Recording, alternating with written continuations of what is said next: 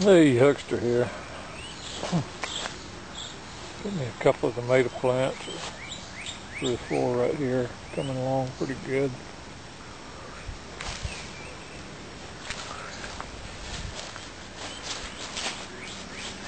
And here I've got 4. It's doing pretty good. Some leftover wood. Good for next year. Oh, how you do there, sir? All right, it's all right. Behind this guy, I've got some sunflowers coming along nicely.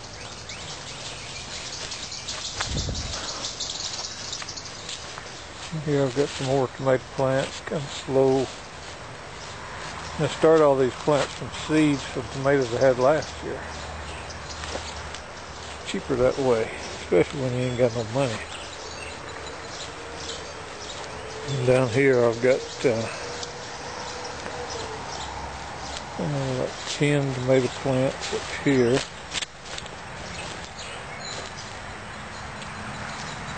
There's some corn coming through randomly.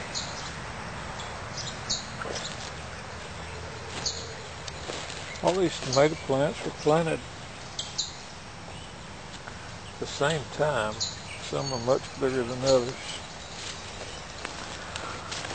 Just the way it works, I guess. That one right there is hardly doing anything. That one's coming along nicely.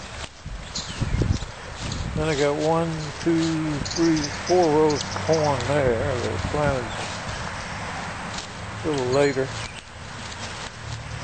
I got 1, 2, 3, 4, 5, 6, 7, 8, 9, 10 tomato plants on this row.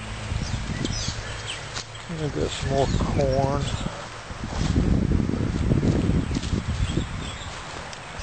And some flowers. Some zinnias and sunflowers. Hope my garden does pretty good this year. I'm making this video about devils and demons and fallen angels.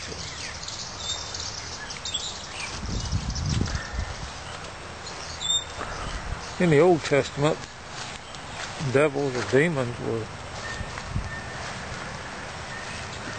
those idols worshipped by those pagan nations. This cane came from Vietnam. When I first started growing it, all of it was about this size. Everything that came up was about this size. And this last year or so, I started getting really big ones. Like this. Like this. There's some bigger ones over in there. My brother-in-law, who lives right down here behind me, hates them. He hates them. It's a good shield between him and me. I don't know if you can see down there, my sister has a lot of lilies growing in our front yard. Beautiful flowers this time of year. Big magnolia tree. In the Old Testament, the demons and the devils were the idols of those pagan nations. Not beings, not some supernatural being. And God says that they're nothing. They were the gods of those pagan nations. And God says there's only one God, and that's me. God meaning power. He says there is no other power other than Him.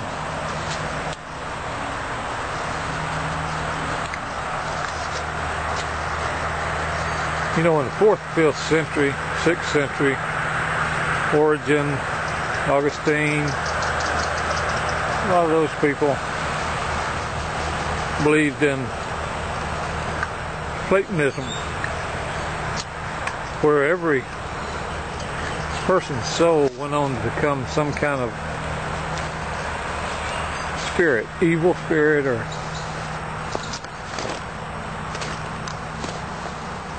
good spirit, according to how they lived their life.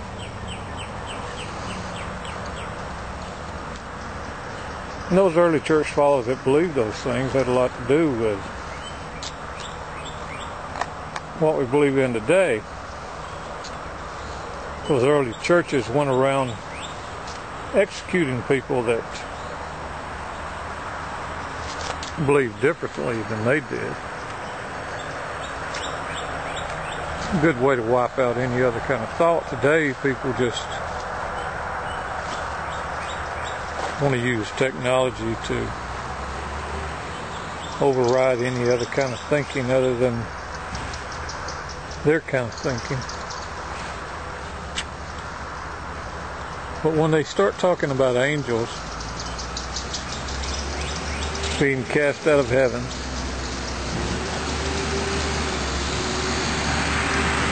turning into devils and demons,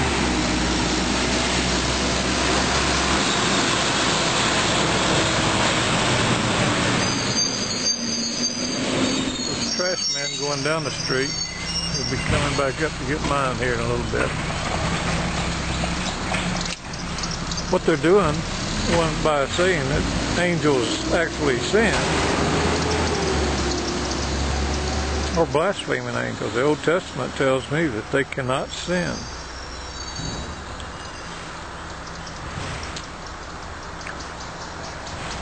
Paul tells us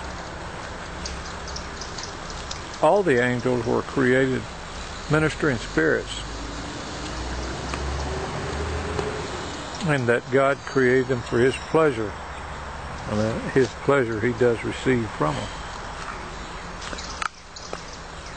But these people will go to Jude and 2 Peter and say, well, right there it says the angels that sin. If you read on into Jude, it'll tell you it's Korah.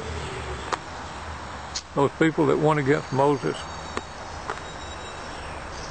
Moses was a representative of God to man. This is in number 16, I think, Numbers 35. You can read about this.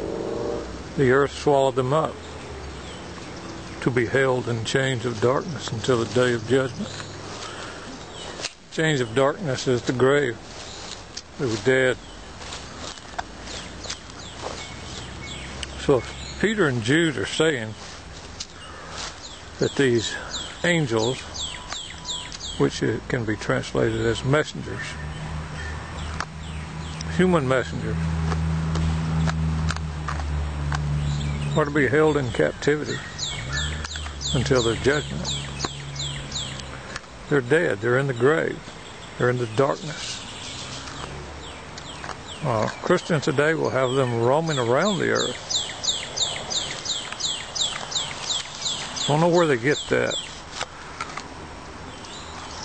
If their assumptions or their pagan beliefs. In Revelations, it's in the Archangel Michael and his angels, or his messengers, fought against Satan and his messengers. But John tells us the very first Revelation, these are things that must shortly take place. But Christians will have that taking place before the creation. It goes against what the Bible tells us about John telling us things that would shortly take place. I believe Christians really step across the line when they teach of these devils and demons. They'll point to, well, Jesus cast them out. It plainly says He cast out these devils and demons.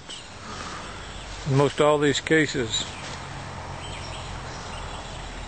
That vernacular is talking of illnesses, or people being mentally ill, epilepsy, blindness, lameness. And it usually goes on to say, and then they were healed of their infirmities or in their right mind.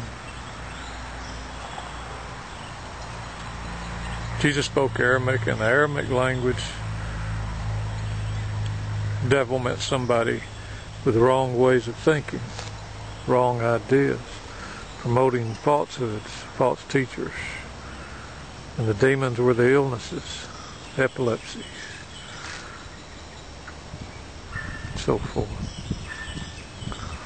Those curses that came on God's people for believing as the pagans believed, much like Christians are doing today. They're believing in these demons and devils and so forth. You know, most of the exorcisms I read about or see videos of are coming from the Catholic Church. The Catholic Church believes strongly in these devils and demons, and they can only be cast out by bishops or someone they appoint as exorcist. I mean, it's a lot like people claiming to be abducted by UFOs. Their belief in this is so strong that sometimes in their dream state, their beliefs become reality. And that's what happens with a belief system. It's the reason God tells us to be in His Word, to be consumed by it. That's putting on the armor of God. When you start believing in false doctrines, false beliefs, they can control what happens in reality. So you can believe what you want. For me and mine, we're not believing in that crap. And that's what it is. It's crap. You know, you're putting these false teachings out there for young people to come along and suffer because of your ignorance of the Word of God. Jude says, those who blaspheme the angels lead themselves to destruction. All I can say is have at it. You know, it's what's in your heart, what's in your mind. If you really want to know truth, it's there. But you don't want to find that. You want to find things that support your ideas and your beliefs. A good reading of 2 Peter and Jude should tell you. Jude 11, I think it is, goes on to talk about those angels that sinned with those from Corinth, and different renderings of those passages say that. I think Jude says core, but in see, what's that book called? It's another interpretation of Jude. Calls it Korah. Those messengers, those angels that sinned, those angels that once again went against Moses as a representative of God, them and their families. Read Numbers 16, Numbers 35. You'll see. And then all through the Bible. If you want to find out about devils and demons, read the Old Testament. Like there's parts in Leviticus and that tell us these were idols of pagan nations. They were gods that God people had not known. They were devils. Several places in the Old Testament, people build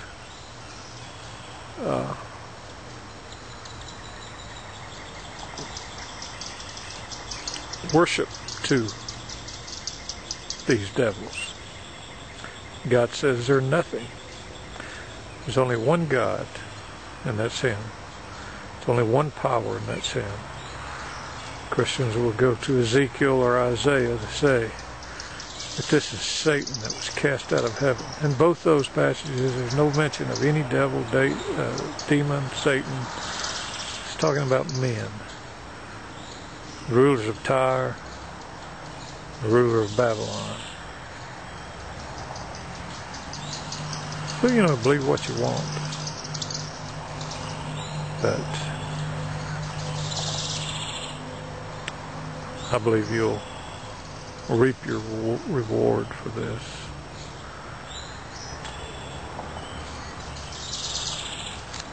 I'm going to end it here before I get upset. Peace, love, justice, understanding, music, and friends.